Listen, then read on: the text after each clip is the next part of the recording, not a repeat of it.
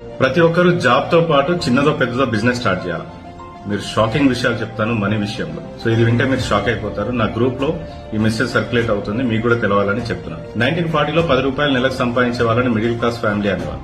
1960లో 100 రూపాయలు సంపాదించే వాళ్ళని మిడిల్ క్లాస్ ఫ్యామిలీ అనేవారు. 1980లో 1000 రూపాయలు, 2000లో 10,000 సంపాదించే వాళ్ళు మిడిల్ క్లాస్ ఫ్యామిలీలోకి వచ్చేసారు. సో ఇప్పుడు 2020లో 1,00,000 రూపాయల వాళ్ళు మిడిల్ క్లాస్ ఫ్యామిలీకి వచ్చారు. 2040లో 10 లక్షలు అయితే మాని మనకు సరిపోదు. ఇంకో షాకింగ్ విషయం ఏంటంటే 2060లో 1,00,00,000 రూపాయలు ఉంటే మనకి నెలకి ఖర్చులకు వస్తాయి.